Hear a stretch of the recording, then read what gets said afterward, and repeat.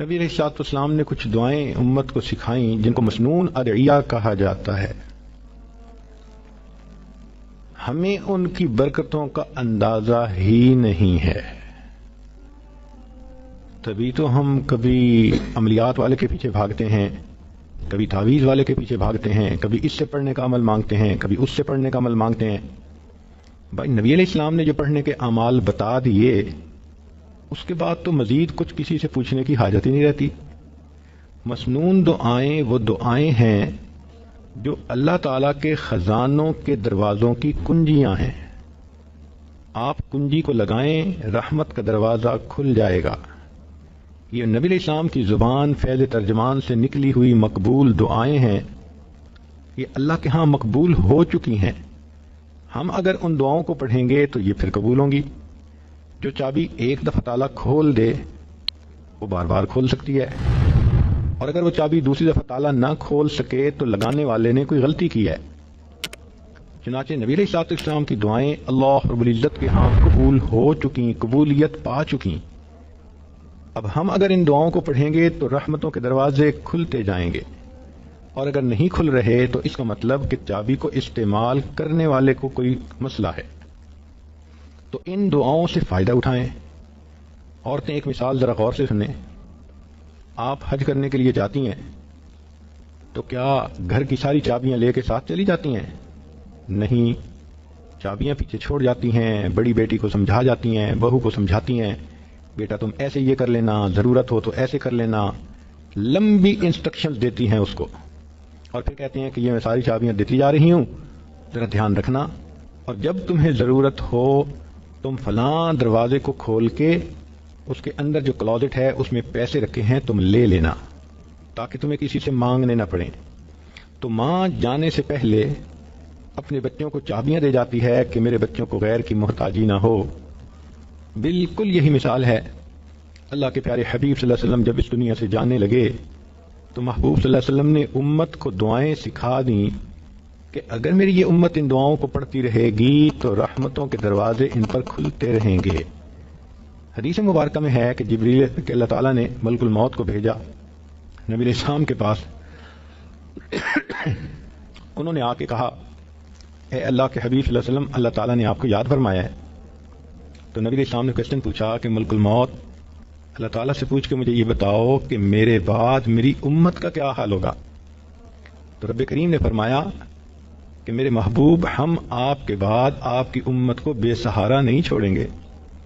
تب نبی علیہ السلام نے فرمایا اچھا اب میں اللہ کے پاس جانے کے لیے تیار ہوں.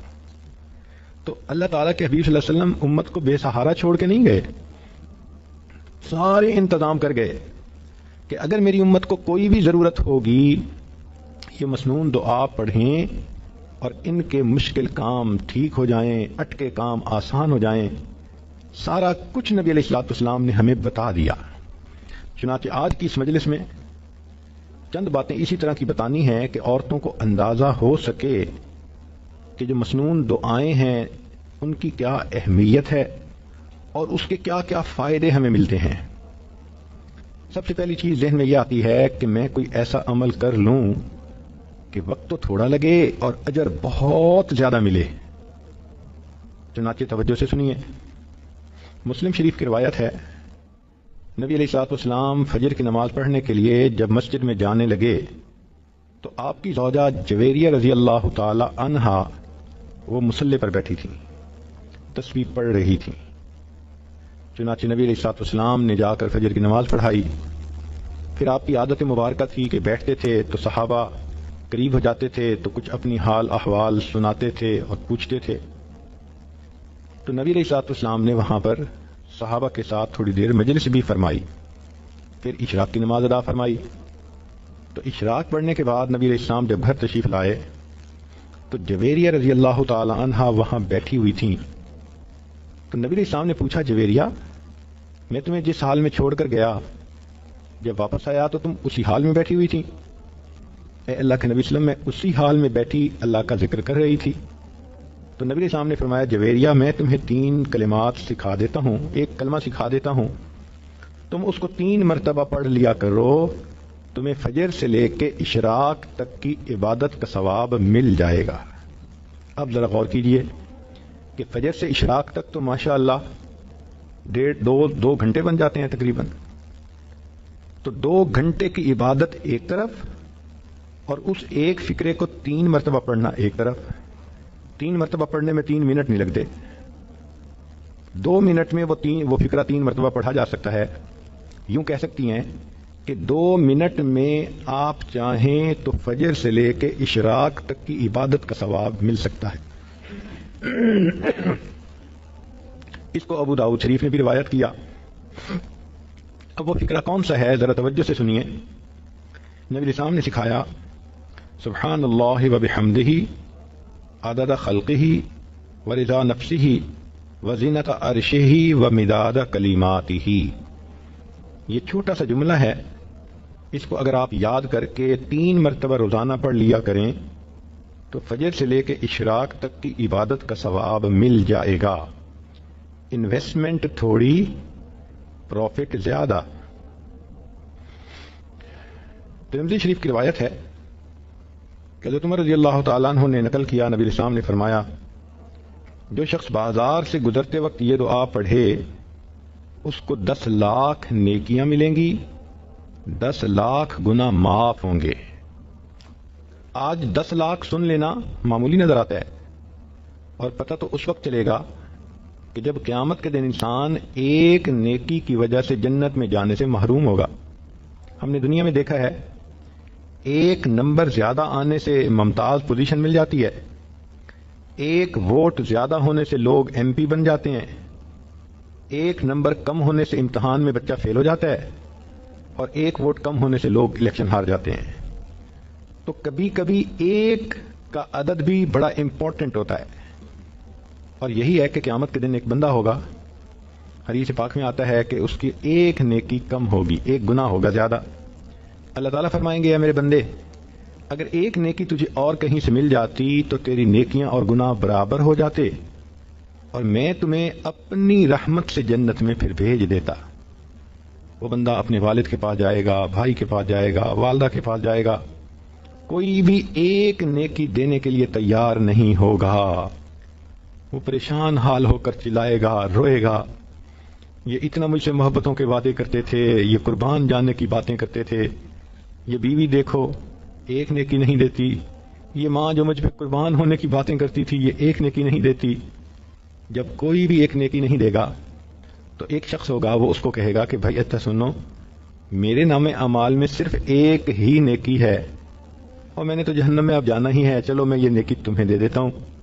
جب نیکی اس کو مل جائے گی تو وہ بندہ بڑا خوش ہوگا, آ کے بتائے گا کہ ایک نیکی مجھے فلاں نے دے دی. چنانچہ وہ نیکی جب نام اعمال میں ڈالی جائے گی تو گناہ اور نیکی برابر, جنت میں جانے کا فیصلہ. فرشتہ اعلان کرے گا کہ ایک آدمی نے اپنی ایک نیکی ایک گناہگار بندے کو دے دی. تو اللہ تعالیٰ پوچھیں گے کون ہے یہ سخی جو اپنی نیکی دوسرے کو دے رہا ہے؟ تو کہا جائے گا اللہ یہ بھی ایک گناہگار بندہ ہے ہی اس کے پاس ایک نیکی. تو اس نے کہا مجھے تو جہنم میں جانا ہی ہے, چلو میری نیکی تم لے لو. اللہ فرمائیں گے اگر یہ بندہ ہو کر اتنی سخاوت کر سکتا ہے, میں تو پروردگار ہوں, سب سخیوں سے زیادہ بڑھ کر سخی ہوں, میں نے اس کو بھی جنت میں ڈال دیا اور اس ایک نیکی والے بندے کو بھی اپنی رحمت سے جنت عطا فرما دی. تو جب ایک نیکی کی وجہ سے جہنم میں جا رہے ہوں گے کہ نیکی کم ہے یا جنت سے محروم ہو رہے ہوں گے, پھر احساس ہوگا کہ ایک نیکی کی کیا ویلیو ہے. آج تو عمر لانو فرماتے ہیں کہ ایک دعا کو پڑھنے سے 10 لاکھ نیکیاں ملتی ہیں, 10 لاکھ گناہ معاف ہوتے ہیں. اور وہ کیا دعا ہے؟ لا الہ الا اللہ وحدہ لا شریک لہ لہ الملک ولہ الحمد یحیی ویمیت وہو حی لا یموت بیدہ الخیر وہو علی کل شیء قدیر. اب عورتیں سوچیں گی کہ بازار تو ہمارا کام ہی نہیں. دیکھیں بعض ضروریات کے لیے عورتوں کو بازار میں جانا پڑتا ہے, جیسے اپنے پرسنل ضرورت کی چیزیں خریدنا, بچوں کی چیزیں خریدنا. تو اپنے والد کے ساتھ, خامن کے ساتھ, بھائی کے ساتھ بسا اوقات ایسی چیزیں لینے کے لیے عورتوں کو جانا پڑتا ہے. اور اس میں تو یہ شرط نہیں کہ آپ کسی دکان کے اندر کھڑے ہو کر دعا پڑھیں, صرف بازار سے گزرتے ہوئے. بازار کہتے ہیں ایسی جگہ جس کے دونوں طرف دکانیں ہوں، اور یہ تو موقع ہر عورت کو پیش آتا ہے۔ بچیاں اسکول آتے جاتے بازار سے گزرتی ہیں، ان کی مائیں جب لینے آتی ہیں واپس جاتی ہیں پھر بازار سے گزرتی ہیں، چاہے گاڑی میں ہی بیٹھی ہوں بازار سے گزر تو رہی ہیں۔ اس کا مطلب یہ ہے کہ اگر آپ گاڑی پہ ہیں اور بازار سے گزر رہی ہیں تو گاڑی میں بیٹھے بیٹھے بھی یہ دعا پڑھ لیں گی تو 10 لاکھ نیکیاں ملیں گی، 10 لاکھ گناہ معاف ہو جائیں گے۔ اب آپ روزانہ کئی مرتبہ اپنے یہ عمل کر سکتی ہیں۔ آپ سوچیں اگر ڈیلی ہم کئی لاکھ گناہ معاف کروا سکیں تو کتنا فائدہ۔ مگر نبی علیہ الصلوۃ والسلام کی ان تعلیمات کو چونکہ ہم نے سیکھا نہیں، اس لیے ہم اس سے فائدہ ہی نہیں اٹھا پا سکتے۔